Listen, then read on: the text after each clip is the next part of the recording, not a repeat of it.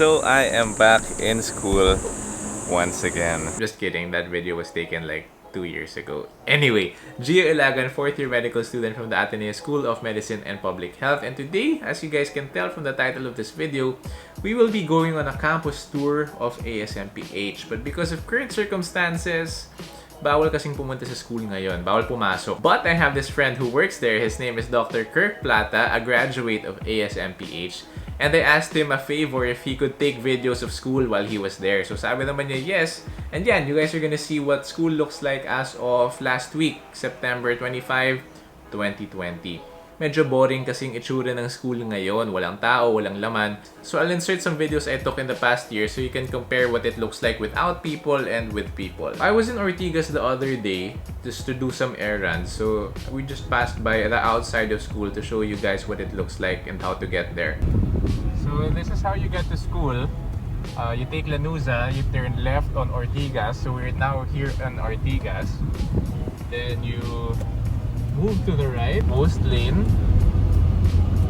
And dito sa kanto na to, we go in. Okay, we're not gonna go to school, but I'm gonna show you guys what it looks like outside.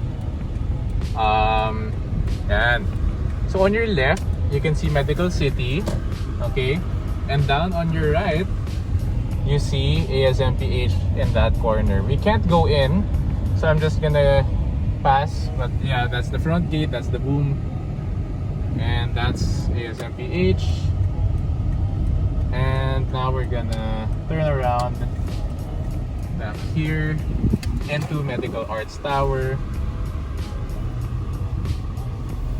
So this is now Medical City, and across Medical City again is ASMPH. And there you can see ASMPH there. Hi, so Lily's taking the video kasi now, so I just want to show you guys how it's connected to Ortigas Avenue, which is dyan. Yeah. Okay, so now that you guys know what it looks like outside, let's start walking inside. So these videos, si Dr. Kirk Plata na yung nag-take. So Doc Kirk, if you're watching this, thank you for taking the videos. Pause it right there. That's Medical Arts Tower, okay? And we're gonna look to the right. And you see that we are walking on the sidewalk of ASMPH already. Parking slots on the left are reserved for the interns kasi may duty sila, dapat malapit sila sa hospital. So yeah, may parking slots sila. And you look to the upper right. And you see, pause it there, you can see the sign and the name of our school. So, famous backdrop yan ng mga tao pag nagpipicture taking sila pag first day of school or pag last day of school or just any momentous occasion that they have. So here's a video of me taking pictures of my friend Gio. Yeah, his name is also Gio. Actually, madami kaming Gio sa batch. Okay, so let's continue the video and we are now approaching the main drop-off point which will lead to the lobby.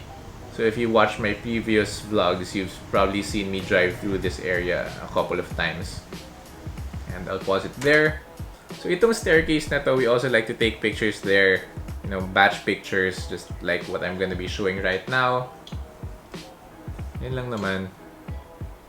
And so going back to the walkthrough, if you go up those stairs, it will lead you to the lobby, but that's not what we're gonna do now. We're gonna go through the parking lot. And you can see the fence. Beyond that fence isn't ASMPH anymore. That's already Meralco. So that's where the helipad of Meralco is. But here you can see all the empty parking slots where all the other students can park. Separated yan. 14 slots lang yata per batch. What we're gonna do now is walk towards the back of the school because there's another drop-off point here which will lead you to pause. The darker door on the left will lead you to the cafeteria and the other door on the right will lead you to the ground floor. Other perspectives lang of school. You can see Medical City there in the background. Then we'll transfer to another corner and you'll see that ASMPH is just one building. Yeah. So this parking lot, dual purpose yan. It's also an events place. So pag ORSEM or pag Blue Toast, ilalagay sila ng malaking tent para hindi mabasa yung mga tao. Kunyari uulan, ganon. Yan. So anyway, let's continue. We're back in the drop-off point again. And now we're gonna go up the stairs towards the lobby. And the first person you see once you enter the lobby is, pause, This is Mr. Salvacion. He's one of our ASMPH guards. He's been here for a really long time already. Super bait niyang tao. Behind him, you can see Chungte Auditorium. That's the classroom for second year medical students. We'll go in there later. But I want to show you guys... Yan. This is the trophy cabinet. So ASMPH also joins a lot of competitions. Sports, dancing, clinical presentation conferences na din. So on a normal day, the second year medical students will just stay in the lobby before their class starts. You can see the trophy case there at the back. Tables and chairs, and then Chungte, the door of Chungte on the left side. So this video I took a few years ago when I was in second year med. Papasok tayo ngayon ng Chungte, the second year classroom. Yan. So medyo madilim kasi umaga pa to, 5:30 yata to, 6 o'clock ng umaga. And biometrics to sign in. And this is what it looks like when it's empty. So UERM has the same chairs as us, same theater seats as us, at least in one of their classrooms. So that's just a video of us jamming dun sa may harap, sa may screen. So now let's go back to the lobby. Here in the main corridor, you can see the banners of ASMPH from the first batch all the way to the current batch. So you see 2012 all the way until 2025. So that's what the lobby looks like when people are there and the lights are all turned on. We shot a video kasi here back in first year med. But look at it now, it's so dark and it's so eerie. Looking to your right, you see the admin. So nandyan yung office ng dean. And looking to your left is the faculty room. This window is where you submit your school requirements, and the second window is where you submit your med school application forms if you want to get into Ateneo. And Sir Jed, siya yung tagatanggap ng mga application forms for those who are applying to get into med school. Continue walking. You see in the right, it's the registrar. And here's the back of the lobby na. And those are the restrooms. Okay, and pause. So here's just another video to show you guys the relation of the lobby to the cafeteria. Yan. That's what the cafeteria looks like inside pag may mga tao. Pero ngayon kasi wala. So ayan yung parking lot. And look at all the tables and chairs in the cafeteria. Naka-social distancing setup sila. I guess for the staff who eat there during lunchtime nowadays. Anyway, going back to the main corridor, ikot lang tayo. You see the ASMPH sign. And we're gonna walk towards Chungte again so we can go up to the second floor. So now we're climbing the stairs to the second floor. And the first thing you see on your right when you get to the second floor landing is the multi-purpose hall, otherwise known as MPH. So ito, yan yung classroom ng mga third year students. It can fit around 180 people. It's a long classroom, that's why we have 3 projector screens. And I'll insert a video here of what it looked like on a normal day when it's filled with people. Yan. So those are just my friends talking, and there's Axel and Sam learning how to suture using a suture pad. Anyway, yan, labas ulit tayo ng MPH, maglalakad tayo to the main corridor again of that floor, and pause. If you guys can orient yourselves, below that is the main corridor of the ground floor. And here, in this corridor, you have 4 labs. Pangalan nila 2A, 2B, 2C, and 2D. So papasok tayo ngayon ng 2C kasi nakabukas siya. And that's what it looks like inside. This is where we do a lot of our lab sessions, a lot of microscopy work. I'll pause it there. You can see the cabinets on there, and some of them have locks. So, yan, mga laman yan, mga microscope. So we have our own individual microscopes. So these labs are multi-purpose. Pag may patient encounter kami, dyan dinadala yung mga pasyente. Or like when we learn how to do clinical skills stuff, like mga physical exam, dyan din ginagawa sa mga multi-purpose labs na yan. So anyway, going back to the main corridor, ito, ASMPH Center for Research and Innovation. This is where Doc Kirk works. So that's why he wanted to show this door, I think. And you see other labs. And in the end, the sa dulo, that's lab 2E. So this is what it looks like inside pag walang tao. It's just basically a bigger version of the other labs in the corridor. It's in that room where I learned how to do my first blood extraction procedure. And I did it on one of my friends, Mikey. Yan. So, yun yung mga ginagawa namin sa lab na yan. So let's continue. And we've reached the end of the hallway, and I'll pause it right. You can see lockers, you can see the elevator and the rear staircase. So si Doctor kasi didn't walk towards that way anymore. I'll just show you guys with this video what the elevator looks like. This is back when we were in first year med shooting a video. Everyone's so happy, full of joy and hope. Look at that. Anyway, back to real time. Doctor's just showing us panning around second floor. And we will go inside one of the restrooms. Yan. So sa dulo, pang girls. Yung boys, dito sa right. So papasok tayo ng boys. Just really simple, 3 urinals, 3 toilets. So before this bathroom was renovated, we also shot some videos in there before. So this was just for one of the scenes that we shot for the movie that we made. Anyway, yan. Back on the main corridor, walking towards the front. And we will be going to the 3rd floor next. And pabalik na tayo sa harap ulit sa may MPH. So next na gagawin natin is aakyat tayo ng 3rd floor.